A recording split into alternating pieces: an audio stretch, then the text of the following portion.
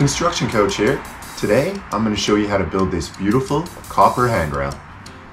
With my handrail I use Douglas fir. These are rough Douglas fir pieces of lagging from an old bridge that I was building, and when I cut it down I cut it into 5-inch widths and put it through my thickness planer to get it to look all smooth.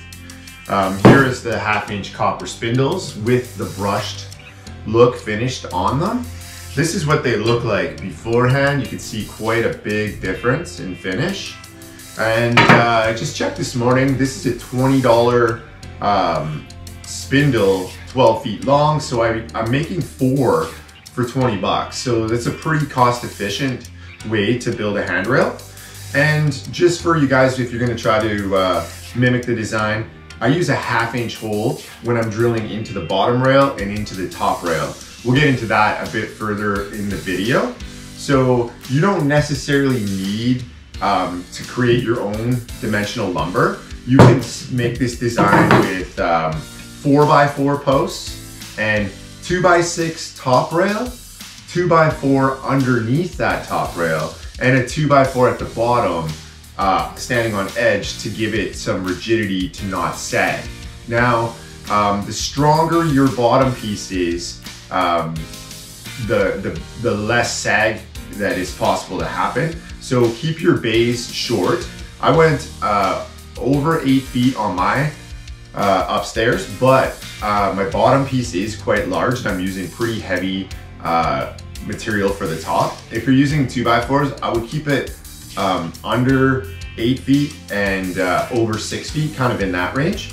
So let's get started.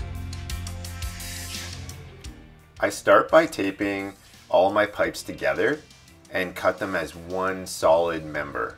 This is copper, so it will cut with a carbide blade, and I find taping it all together will keep them all uniform. Now I'm going to create that brushed finish. So I'm looking to fit something tightly inside the pipe so that I can start spinning it. And now I'm using like an 80 grit sandpaper, and as I spin it, I'm pulling it through to give it the spiraling look, or the brush spiraling look.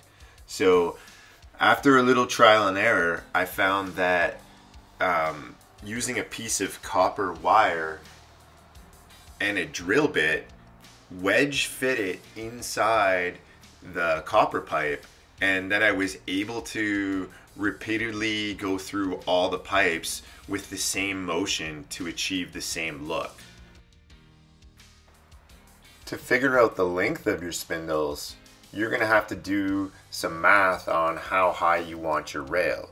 So if you are shooting for a 36-inch at the top of your handrail, then you're going to have to figure out what your space is off the deck that you want to keep it up, or off the finished floor, and do the math to figure out. I embed the copper pipes 1 inch into the wood when I drill the 1/2-inch holes later on.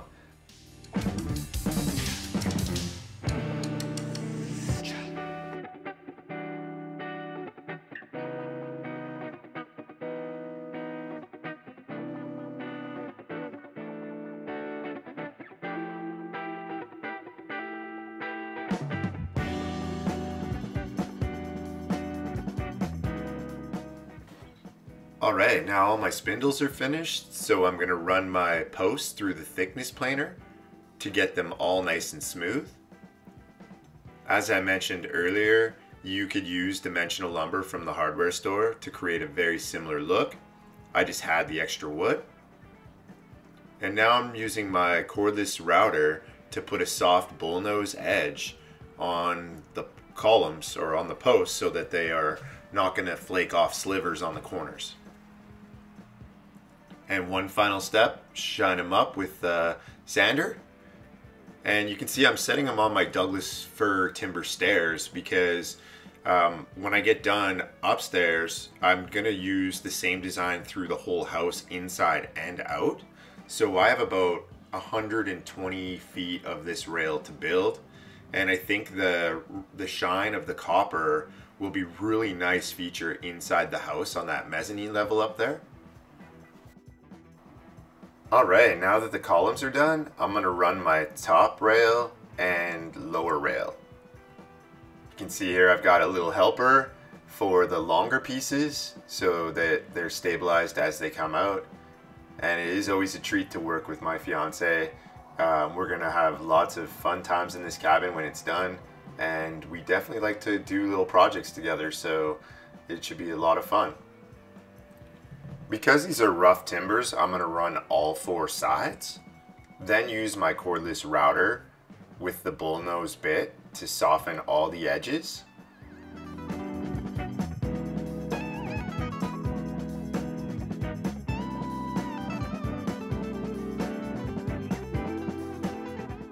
Once these pieces are all smooth, I'm going to attach a 2x4 to the 2x6, a little bit shorter so that the cap will go over top of the post, and I'll stand another one up on edge and begin my whole layout. Now I space my spindles 3 inches on center. Where I'm from, the maximum space between can be 4 inches, but I liked it to look a little more full.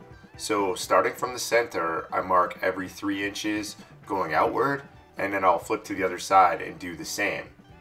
Then I'm just going to mark my 1/2 inch drill bit, screw end tip, so that I can stay perfect on my mark. I'm going to mark my bit with some tape 1 inch up so that my holes are consistently 1 inch deep. And that screw tip bit really does help keep on your mark.